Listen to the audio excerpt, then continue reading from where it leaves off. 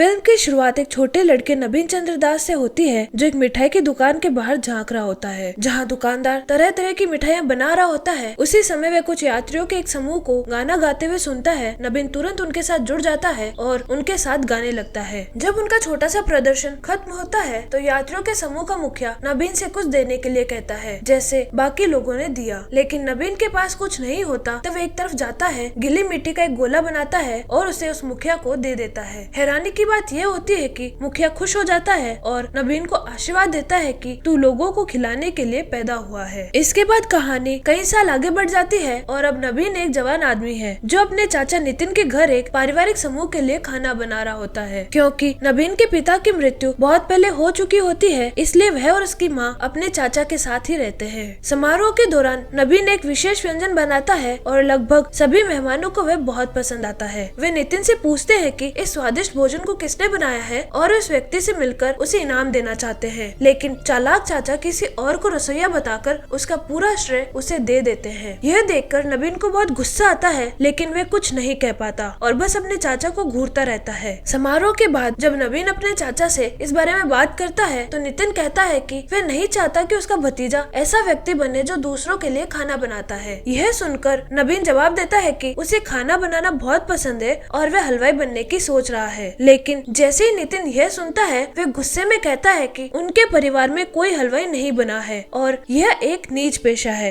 वह यहाँ तक कहता है कि अगर नबीन को यह काम करना है तो उसे और उसकी माँ को परिवार से सारे रिश्ते तोड़ने पड़ेंगे। यह सुनकर नबीन को बहुत गुस्सा आता है और उसकी माँ के समझाने के बावजूद वह अपने चाचा का घर छोड़ देता है, कम से कम कुछ दिनों के लिए। अगले दिन अपनी माँ की कसमें खाने के बाद नबीन एक मिठाई की दुकान में काम शुरू करता है, जिसका मालिक खालिदास इंद्र एक घमंडी आदमी होता है। नबीन को वहाँ काम करने की बहुत खुशी होती है और वह अन्य हलवाइयों महेश और हेमंत के साथ काम करता है। लेकिन खालिदास उसे मिठाइयाँ बनाने नहीं देता और उसे केवल ग्राहक संभालने और दुकान की देखरेख करने का काम देता है। इस दौरान नबीन ध्यान से हेमंत को एक मिठाई बनाते हुए देखता है और सुझाव देता है कि उसमें किशमिश डालनी चाहिए ताकि उसका स्वाद बढ़ जाए। हेमंत उसकी बात नहीं मानता, लेकिन महेश उसका समर्थन करता है और कहता है कि नबीन जो चाहे प्रयोग करे। बाद में जब नबीन दुकान संभाल रहा होता है, एक खूबसूरत लड़की किरोदमणि देवी दौड़ती हुई दुकान में आती है। हैरान नबीन उससे पूछता है कि वह वहाँ क्या कर रही है। किरोद जवाब देती है कि वह अपने भाई के साथ छुपन छुपाई खेल रही है। जब नबीन उसे बाहर निकलने के लिए कहता है तो किरोद खुद को एक मेहमान बताती है और आग्रह करती है कि नबीन उसे दुकान की सबसे बेहतरीन मिठाई खिलाए। उत्साहित नबीन एक के बाद एक मिठाइयाँ उसे देता है, लेकिन किरोद को कोई भी पसंद नहीं आती। बाद में पता चलता है कि यह सब किरोद की एक चाल थी ताकि वे दुकान में आकर मुफ्त में मिठाई खा सके। कुछ समय बाद जब नबीन दुकान से बाहर उसके भाई पर नजर रखने जाता है तो वो चालाकी से दुकान से बाहर निकलती है और भाग जाती है। अगले सीन में खालिदास दुकान पर आता है और उसे पता चलता है कि उस लड़की ने लगभग 16 मिठाइयाँ खा ली और एक भी पैसा नहीं दिया। ये सुनकर वह बहुत गुस्से में आ जाता है और नबीन को धमकी देता है कि या तो वह उस लड़की को ढूंढे और उसके पैसे वसूल करे या फिर उसकी तनख्वाह से पैसे काट लिए जाएंगे। निराश नबीन किरोद की तलाश में निकल पड़ता है और उसे उसके दोस्तों के साथ खेलते हुए पाता है। लेकिन जैसे ही किरोद उसे अपनी ओर आते देखती है, वह भागकर अपने घर में घुस जाती है। नबीन भी उसके पीछे घर में घुसता है और उसकी माँ से मिलता है। वह पूरे मामले को उसकी माँ को समझाता है और आखिरकार पैसे वापस ले लेता है। पैसे पाकर खुश नबीन घर से बाहर निकलने ही वाला होता है कि किरोद उसे खींचकर एक तरफ ले जाती है, उसके हाथ को काटती है, पैसे वापस छीन लेती है और मिठाइयों की शिकायत करती है। आखिरकार वह नबीन से कहती है कि अगर वह उसकी पसंद की मिठाई बनाए तभी वह उसे पैसे देगी। वह नबीन से कहती है कि उसे एक गोल और सफेद मिठाई चाहिए जो मुंह में डालते ही पिघल जाए और उसका नाम वह रखती है रसगुल्ला। प्रयोग करने को उत्साहित नबीन उसकी बात मान जाता है और वहाँ से चला जाता है। अगले दिन नबीन महेश से कुछ छेना और चीनी मांगता है और किरोद के बताए अनुसार मिठाई बनाना शुरू करता है। वह छेने से गोल गोले बनाता है, लेकिन जैसे ही उन्हें तलने की कोशिश करता है वे टूट जाते हैं। इस प्रक्रिया में बहुत सारा छेना और तेल बर्बाद कर देता है। दोपहर में खालिदास दुकान में आता है और नबीन पर इतना महंगा सामान बर्बाद करने के लिए डांटता है। नबीन खुद को बचाने की कोशिश करता है और बताता है कि वह नई मिठाई बना रहा है, लेकिन खालिदास उसकी बात नहीं सुनता और उससे थप्पड़ मार देता है। इसके बाद नबीन एक बड़े बंगले में जाता है जहाँ की मालकिन उससे अपने दामादों के लिए एक विशेष मिठाई बनाने को कहती है। नबीन मान जाता है और आम के गुदे में डूबी एक रस से भरी मिठाई बना देता है। सारे दामाद उस मिठाई को पसंद करते हैं और नबीन की तारीफ करते हैं। दुर्भाग्यवश खालिदास को पता चलता है कि नबीन ने मिठाई की कम कीमत ली थी, जिससे नुकसान हुआ। वह नबीन नबीन को नौकरी से निकाल देता है और जो नुकसान हुआ वह पैसे भी वापस मांगता है। नबीन की माँ खालिदा से माफी मांगती है और किसी तरह पैसे लौटा देती है, लेकिन तभी नबीन का चाचा नितिन उसे 7 दिन के अंदर घर छोड़ने का अल्टीमेटम देता है। नबीन बिना कोई विरोध किए मान जाता है और अपनी माँ के साथ घर छोड़ देता है। अगले सीन में नबीन और उसकी माँ एक छोटा सा कमरा किराए पर लेकर रहने लगते हैं, क्योंकि खालिदास ने उसे निकाल दिया था। अब बाजार में कोई भी उसे नौकरी नहीं देता और वह मजबूर होकर कूड़ा उठाने का काम शुरू करता है। उसकी माँ को ये सब देखकर बहुत शर्मिंदगी होती है और वह उसे कहती है कि चाहे जो हो उसे हलवाई बनना ही होगा और अपने सपने से कभी पीछे नहीं हटना है। अगली सुबह महेश एक व्यापारी श्री चंदू को नबीन से मिलवाने लाता है। चंदू नबीन की मिठाइयाँ बनाने की कला से बहुत प्रभावित होता है और पूछता है कि क्या नबीन उसके साथ साझेदारी के रूप में काम करना चाहेगा। नबीन खुशी खुशी हामी भर देता है और महेश भी उनके साथ जुड़ने का निर्णय लेता है। इसके बाद नबीन और महेश को चंदू की दुकान पर एक साथ काम करते हुए दिखाया जाता है। तभी एक ग्राहक दुकान पर आता है और अपने बेटे की शादी के लिए एक नई और अनोखी मिठाई बनाने के लिए चंदू को अग्रिम पैसे देता है। नबीन और महेश को उस ऑर्डर के बारे में कुछ पता नहीं होता, जबकि चंदू वे पैसा लेकर दुकान से भाग जाता है। अगले सीन में किरोद, जो कि एक हलवाई की पोती है, को नबीन के परिवार की ओर से शादी का प्रस्ताव मिलता है। पहले तो वे गुस्सा हो जाती है, लेकिन जैसे ही उसे नबीन का नाम पता चलता है वे तुरंत हाँ कर देती है। कुछ दिनों बाद दोनों की शादी हो जाती है और वे एक दूसरे के साथ खुश होते हैं। यहाँ तक कि शादी की पहली रात भी नबीन वही मिठाई बनाने की कोशिश करता है जो किरोद ने उससे पहले मांगी थी, लेकिन वे फिर असफल हो जाता है। जब नबीन अगली बार दुकान पर लौटता है तो देखता है कि वहाँ भीड़ जमा है। वही ग्राहक जिसने शादी के लिए एडवांस में पैसे दिए थे, नबीन और महेश पर धोखा देने का आरोप लगाता है। नबीन महेश से पूछता है तो उसे पता चलता है कि चंदू सारा पैसा लेकर गायब हो गया है। इसके बाद नबीन चंदू की तलाश करता है और उसे एक बार में ढूंढ निकालता है। वे चंदू को पूरी स्थिति समझाता है, लेकिन चंदू को कोई फर्क नहीं पड़ता। वह बताता है कि उसने सारा पैसा अफीम खरीदने में खर्च कर दिया है। यह सुनकर नबीन सभी के सामने रोने लगता है, क्योंकि अब उसके पास मिठाई बनाने का कोई उपाय नहीं बचा। सौभाग्य से यह दृश्य देखकर बार की मालकिन मलकाजान प्रभावित होती है और नबीन को कुछ पैसे देती है और शुभकामनाएं भी। इसके बाद नबीन चंदू को साथ लेकर दुकान पर लौटता है और मिठाई तैयार करने लगता है। तभी कोई व्यक्ति नबीन से मिलने आता है और नबीन दुकान से बाहर चला जाता है, लेकिन जाने से पहले चंदू से कहता है कि वह उबलती हुई चाशनी का ध्यान रखे। गलती से चंदू चाशनी में थोड़ी अफीम गिरा देता है। वह उसे निकालने की बहुत कोशिश करता है, लेकिन नाकाम रहता है और डर के कारण अपने साथियों को कुछ नहीं बताता। अगले दिन नबीन उसी चाशनी का उपयोग करके मिठाइयाँ बनाता है और उन्हें ग्राहक की शादी में बांट देता है, लेकिन दुर्भाग्यवश सभी मेहमान खून की उल्टियाँ करने लगते हैं, क्योंकि मिठाइयों में अफीम की मात्रा ज्यादा थी। इसके परिणाम स्वरूप नबीन की पिटाई होती है और उसकी दुकान बंद कर दी जाती है। इस घटना के बाद नबीन घर में गुमसुम और उदास बैठा रहता है। इस दौरान महेश उससे मिलने आता है और नई दुकान शुरू करने का सुझाव देता है। अपने पति को टूटा हुआ देखकर किरोद भी उसे प्रेरणा देती है और अपने गहने देती है, ताकि वह कुछ पैसे जुटा सके और नई दुकान खोल सके। सभी के हौसले और समर्थन से नबीन आखिरकार अपनी मिठाई की दुकान खोलता है, जो खालिदास की दुकान के ठीक सामने होती है। 1 साल बीत जाता है, लेकिन नबीन की दुकान में कोई ग्राहक नहीं आता। पूरा दिन वह रसगुल्ला बनाने की कोशिश करता है, लेकिन हर बार वो खराब हो जाता है। नबीन को दुकान को लेकर गंभीर न देकर और परिवार को कर्ज में डूबता देख किरोद गुस्से में उस पर चिल्ला देती है और उसे आलसी कहती है। यह सुनकर नबीन नाराज होकर दुकान छोड़ देता है और एक तीर्थयात्रियों के दल में शामिल होकर एक विदेशी की हवेली में जाकर गाना गाता है। अचरज की बात यह होती है कि वह विदेशी मिस्टर पाउल नबीन की गायन प्रतिभा से बहुत प्रभावित होता है और उसे एक केक खाने को देता है, जो उसने खुद बनाया होता है। नबीन को उसकी कोमलता बहुत पसंद आती है और वह उससे उसके नरम पनीर की रेसिपी पूछता है। पाउल उसे पूरी प्रक्रिया बताता है। यह देखकर नबीन सोचता है कि वह भी उसी विधि से रसगुल्ला बना सकता है। शाम को वह घर लौटता है, अपनी माँ और किरोद से माफी मांगता है कि वह यूँ भाग गया था। इसके बाद महेश के साथ मिलकर पाउल की बताई नरम पनीर की प्रक्रिया अपनाने लगता है। जब पनीर तैयार करता है तब वह सफलता पूर्वक रसगुल्ला बना लेता है, जिससे सब हैरान हो जाते हैं। वह किरोद को वह मिठाई चखवाने के लिए उसी जगह ले जाता है जहाँ वह पहली बार मिले थे और उसे एक टुकड़ा खाने को देता है। जैसे ही किरोद वह मिठाई खाती है, उसका चेहरा खिल उठता है। उसकी आंखों में खुशी साफ झलकती है। मिठाई ठीक वैसी ही बनी थी जैसी उसने बचपन में नबीन से मांगी थी, सफेद, गोल और मुंह में जाते ही घुल जाने वाली। किरोद नबीन की तरफ देखती है और कहती है, अब बनाया तुमने असली रसगुल्ला। यह सुनकर नबीन की आंखों में भी खुशी और संतोष के आंसू आ जाते हैं। इसके बाद नबीन उस मिठाई को अपनी दुकान में बेचना शुरू करता है। धीरे धीरे लोग इस नई तरह की मिठाई के बारे में सुनते हैं और नबीन की दुकान पर भीड़ लगने लगती है। लगती है। नबीन की रसगुल्ला की मिठाई पूरे शहर में फेमस हो जाती है और वह एक सफल हलवाई बन जाता है। कालिदास जो पहले उसे तुच्छ समझता था, अब देखता है कि वही लड़का जिससे उसने मजाक किया था आज उसका सबसे बड़ा प्रतियोगी बन गया है। फिल्म के अंत में नबीन अपने पुराने संघर्षों को याद करता है और अपनी माँ किरोध, महेश और उन सभी का धन्यवाद करता है जिन्होंने उसके सपने को जिंदा रखा। उसकी मेहनत, जुनून और प्यार ने भारत को एक ऐसी मिठाई दी जिसे हम आज रसगुल्ला के नाम से जानते हैं। और इस तरह एक साधारण से लड़के की असाधारण कहानी हमें ये सिखाती है कि सपनों को कभी छोटा मत समझो, क्योंकि एक मीठा सपना पूरी दुनिया में मिठास घोल सकता है।